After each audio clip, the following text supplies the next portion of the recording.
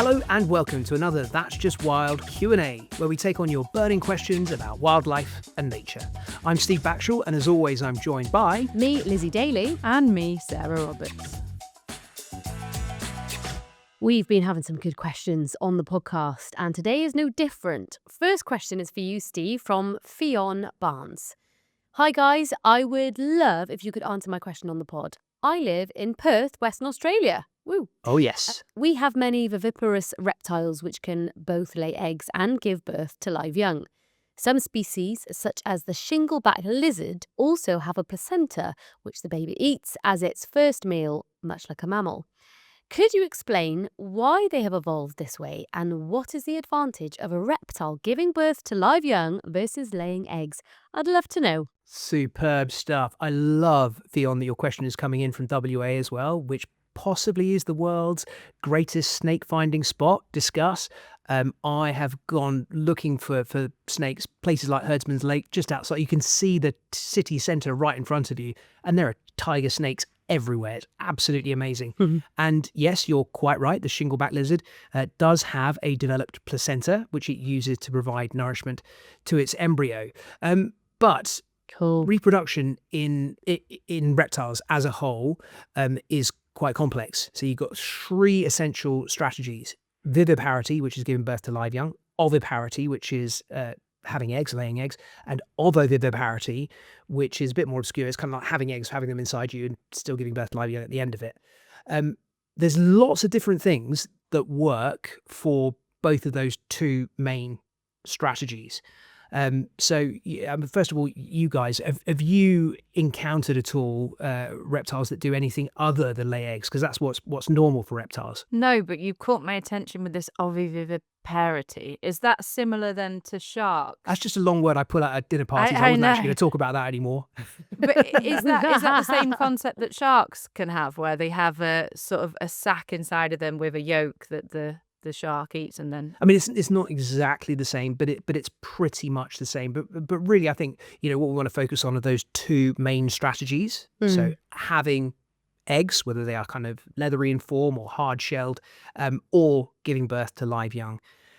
And there's lots of different advantages to both. What I'm going to turn to is probably my favourite of all natural history books. It's called Snakes, The Evolution of Mystery in Nature by the absolute genius who is Harry Green, one of the greatest herpetologies in history. Absolutely amazing. And he talks about the fact that live-bearing females can seek particular basking sites that can enable them to have remarkably uniform elevated temperatures for their developing young, regardless of whether surrounding environments are suitable for incubating eggs.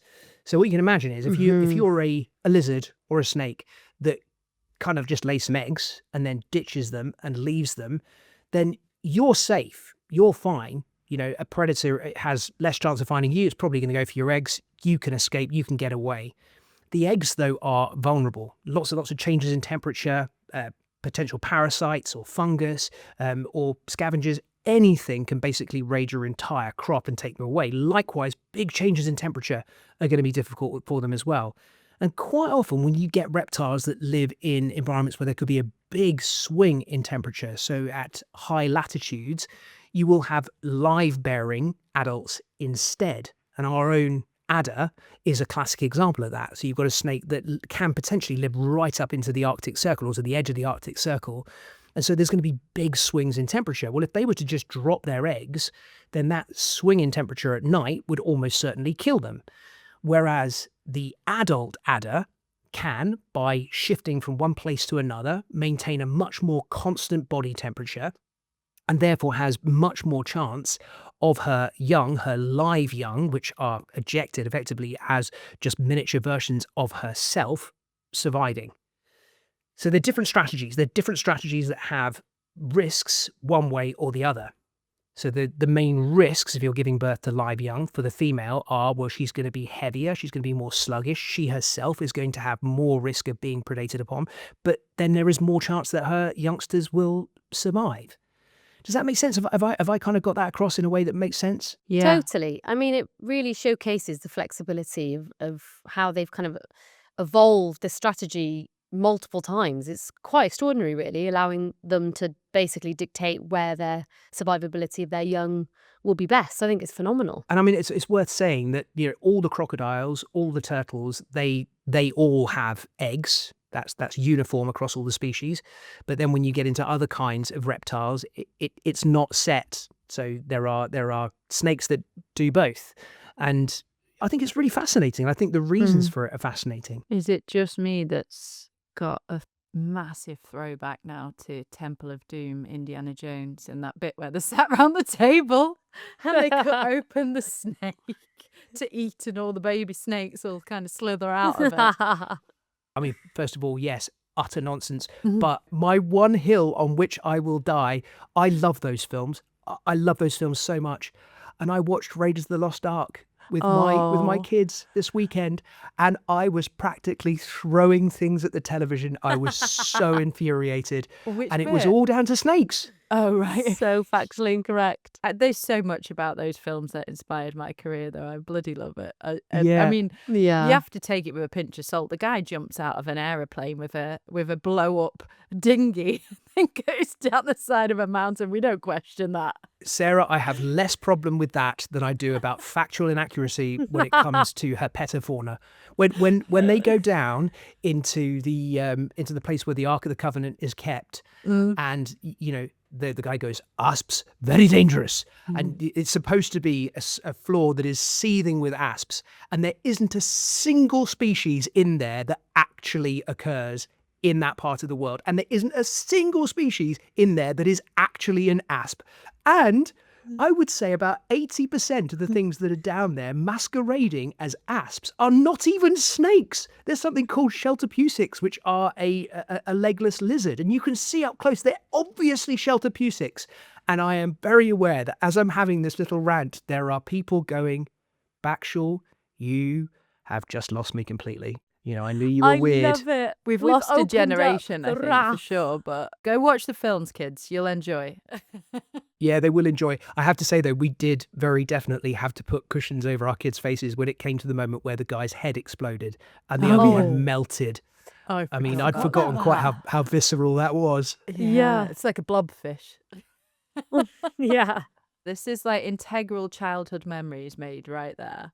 But we should move on because we have got another question, which is on snakes as well. That's right. Yes, more snakes. So, Sarah, this is a question for you. It's come from Sam Harris. Hello, love the podcast. My question is, can all snakes taste with their forked tongue underwater, or is it just certain species? Firstly, Sam, thank you for throwing me under a bus and getting Steve, who is like the snake geek Snake and expert. actually is going to come at me if I get this wrong. Would we say geek? Is that the word we go for? No, what would you Can we- like? Can we go with specialist or We like geek. We celebrate geeks. or genius? Yeah. Something like Or that? special. Snake genius. An absolute genius. Well, right, okay, let's break Go it on, down. So Sarah. firstly, I believe in you, mate. I know I'm sweating. He's watching me. I'm I going was to be get this right. sweating Okay. too. So snakes don't smell in the same way that we do. So they do use their tongue, but they use it to sense chemicals in the air around them or in the water around them. So they flick the tongue out, and the tongue then takes the atmosphere or the water, the particles that it touches, it takes it back into its mouth, and it then goes up to the vomeronasal organ, which is also known as the Jacobson organ, inside of the snake's mouth. I'm just looking at Steve, who's just smiling at me, waiting. So for my analogy, that is essentially like the data center that analyzes those chemicals, and then it will send a signal to the snake's brain, and that will give the snake Yeah. information about its surroundings. And it's super useful when it comes to detecting prey. Now, the question was about snakes underwater. Well, some snakes actually live underwater, and for those aquatic species, they have slightly different vomeral nasosystem. Oh, Steve, help me. Vomeronasal. Still That Vomero- thing. still They have a slightly vomeronasal. different Jacobson organ. But their brain is set up slightly differently with this sensory system, and it is designed to work underwater. And as we know, chemicals in the water, just like a shark sensing the signals around them, it's going to be slightly different to smelling in air.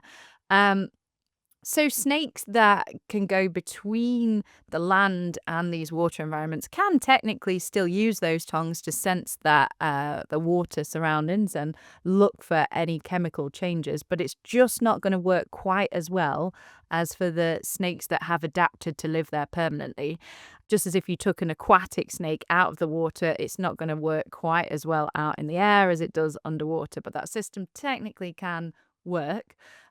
Just not as well. What about the forked tongue, Sarah? What? Well, is it forked a bit like a hammerhead shark in that it's designed to get a bit of directional sense there as well? That's exactly it. So the forked tongue in snakes and monitor lizards will be trailing along the substrate or up into the air, or picking up different chemical cues and then transferring it, like you say. And effectively, they are smelling in stereo.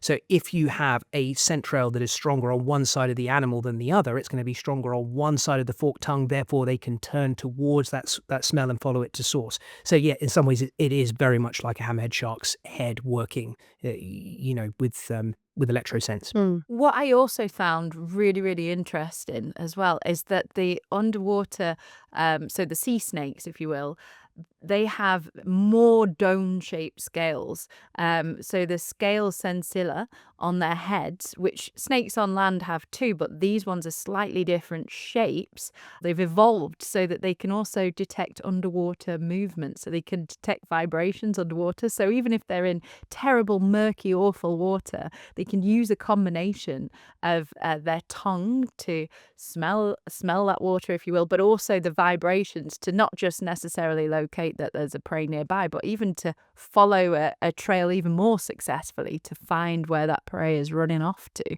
or swimming off to, should we say. For ad-free listening, our newsletter, special deep dive episodes, and members-only benefits, you can subscribe to us at that'sjustwild.com. I have a fabulous visual example of this, of what you're talking about, which was the very first time that I filmed anacondas underwater. So the biggest, heaviest bodied snake in the world, and filming them on scuba at the bottom of swamps in Brazil. And we had one particularly giant female anaconda. I mean, she must have been 5 meters in length, maybe slightly more, as thick around as my thigh. But what was interesting was, as soon as we saw her on the bottom of this swamp, we noticed that her eyes were completely shrouded in what appeared to be kind of like white perspex.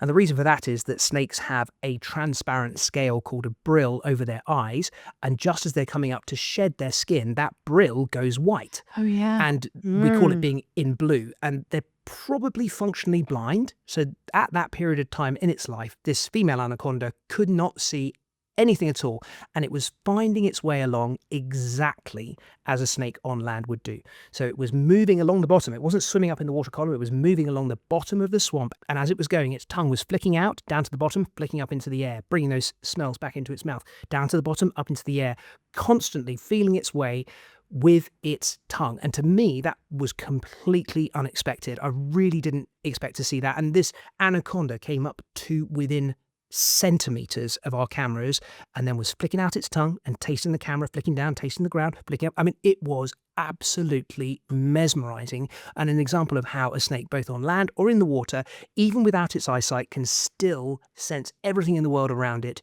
using that synthesis of smell and taste that they have with their forked tongue. It's really, really cool. Love to have seen that. Right, this next question, though, is for you, Lizzie. Is it about comes from- snakes? Not about snakes. You can rest easy on this one. It's about swans, actually, and it's from Ooh. Luke Bowerman via email. Hi, I love listening to you guys. My question is, swans can easily break your leg is something that everyone in the UK has said at some point. But is it actually true, or is it just a rumour that was started by the swans? Oh, brilliant question. I am split. One part of me wants to answer this in the most literal way, in the way you've asked this question. Another wants to go down the science route, so I'll do both. Yes, it was a rumour started by swans. 100%. The mute swan started it. Probably started in Cardiff around Rose Park Lake, where honestly, the number of people I've watched get harassed, chased, mobbed by the swans there is just unfathomable. So yeah, there's wanted posters out just It's true. It's true. The rumour's true. Okay, so is there anything more British than this expression? I've also heard, I don't know if you guys have, but like swans also break arms. Have you heard Yeah, that I one? heard the arms one more than a leg, if I'm honest. I've always heard Yeah. the arms one as a kid. Yeah. This has just been a term I think a lot of us have grown up with and have been familiar with, because if you have been around your local lake or, walking alongside the nest of a swan and that swan has cygnets or it's the right time of year or you get too close or whatever it may be, if you do get chased by a swan, it can be quite a scary thing. They can be quite aggressive. They're very defensive and they are a big animal. And so actually, until more recently, I never actually thought about what this could actually mean. Could a swan actually do any damage? So I did some digging and it turns out the internet has found out the exact power of a swan, which I wanted to share with you because it's brilliant. I found actually this was written by Dan Keel, author of Swan, Portrait of the Majestic Bird from Mythical Meanings to the Modern Day. A swan's bill or beak could leave a nasty bruise, but the power, if you look at a swan, is in those wings, right? So you need about 2,000 newtons of force to break the radius, so this bone in your arm here, extending from the thumb to the elbow. The force generated by a swan's wings, and again, this is rough maths, everyone, so any mathematicians listening to this, please don't come in and write it and complain and everything. But a swan's wing weighs roughly around 700 grams. A wing beat is 1 meter tall and can flap up to 160 times per minute. So it's thought that the wings can generate enough power to create 80 newtons of force. I'm very glad for your Lizzie Daly Swan Mythbuster moment. I think that's very strong. I also, having lived on the Thames for a very long time and having got inadvertently close to a lot of aggressive cob swans at a certain time of the year, they are very intimidating and, they have capsized us in our kayaks. They have thundered over the top of us. We've got whacked every once in a while. And it feels pretty hefty. The mute swan is one of, if not the heaviest flying birds in the world. And it takes an enormous amount of power to get that bird aloft. And you make a very compelling case, but I wouldn't be surprised if in the right or wrong conditions, they couldn't break a limb. No. Not your limb, not my What limb, about but, a small a small child or a child. fragile elderly person? Yeah, I could Okay, see maybe that. because also just to kind of finish off the rounded explanation as to why this isn't true is actually it's quite funny. I shouldn't laugh, but a lot of the reasoning why people actually think they go on to break legs and arms is because in the chaos that you've just described, Steve, people are running away. They're So you rolling could away. fall They're over. diving Yeah, up. right, And gotcha. you fall and break a leg. And so that's Yeah. where it comes from. On top of the fact that, swans here from Tudor times, medieval times, were considered quite a royally protected and important species. There was, protection laws put in place, still are in place, right, for mute swans, I believe. Yeah. Anyway, we digress. Basically, it's thought that that expression was exaggerated over time, exaggerated by frantic parents who think their kids are going to get pushed into frigging lakes because of mute swans, and also perhaps because they were a high status bird, and so commoners like you and I, or just me and Sarah in this case, would be put off from poaching swans because the whole myth was around whether you'll break a leg or an arm. So I say go for it. I say get up, obviously don't harass swans, but at least you're not going to break a limb unless you're Steve Backshall. I am more circumspect than that. I have a lot of respect for cob swans. They can be proper scary. If you are wild swimming in the Thames and a swan takes a dislike to you, it's like being molested by a velociraptor whilst in the water. Next Wow. question. We Next move. question. Right, final question for you, Steve, from Chris Miles via Instagram. Hi, folks. Question for you. My son is going to PNG, Papua New Guinea, in the next month or so to set up a research project studying the endemic monitor lizards using a fleet of camera traps. That's cool. I'm conscious that you said recently, that rainforests were the most difficult places you've had to work in. What other challenges do you think he, Ben, should be prepared for specifically regarding Papua New Guinea? From Chris Miles. P.S. Absolutely love the pod. Thank you very much, Chris. And massive good luck to you, Ben. PNG has some of the most exciting varanids, that is monitor species in the world, and an amazing place for the work you're going to do. I have an exciting answer to your question and a boring practical one. So let's start with the boring practical one. New Guinea is, I would say, for me, the worst place I've worked in the world for mosquito-borne diseases. So when I first started working there in the 1990s, elephantiasis, which is a kind of filariasis, was common. It's just a horrible, horrible mosquito-borne disease, which leads to massive swelling of the lymphatic system. Malaria, Japanese encephalitis, dengue fever, all these things are rife in New Guinea. We do want Ben to go. I know, Yeah, I I'm know. just I know. thinking, But poor listen, Chris. I'm going to He come wishes to. never asked. But these are preventable, right? Because one of the things with New Guinea is that a lot of the malaria is resistant to existing and popular anti-malarials. So you've got to be really, really careful with getting the right one. I'm not going to tell you which ones to go for. It's easily accessible information, but make sure that you get the right anti-malarials and you take them, that you definitely sleep on a mosquito net at night, that you cover up as much as you can. Take it seriously. There is nowhere else in the world that is more of a risk, in my opinion, than certain areas of New Guinea. And I had malaria just a few months ago. I can tell you it is vile. You do not want to be getting it if you can avoid it. The more exciting things. So New Guinea has an astounding amount of different fauna, many of which only occur there and no other place in the world. And it also has a whole array of some of the most venomous snakes that you get in Australia. So you get the brown snakes, you get the coastal taipans, you get small-eyed snakes. So being very cautious about snakes is really important. You've got gigantic cassowaries stalking the jungle depths that have a dagger-like claw that they could eviscerate you with. You have a whole array of fabulous creatures living in the sea. Don't take any of this as an example of why you shouldn't go to New Guinea. You totally should, but go with a very, very well-prepared backpack, particularly making sure that you don't get bitten by mosquitoes. Not getting bitten is the number one thing to make sure you don't get anything nasty. Bit of medical training first too. Chris is like, right, Oh my gosh, now son, Chris is going, Ben, you are- are not going. You are staying home. Oh, great advice, though. Papua New Guinea, I'd love to go. So have an amazing time. That sounds absolutely incredible. Hopefully you'll let us know how you got on.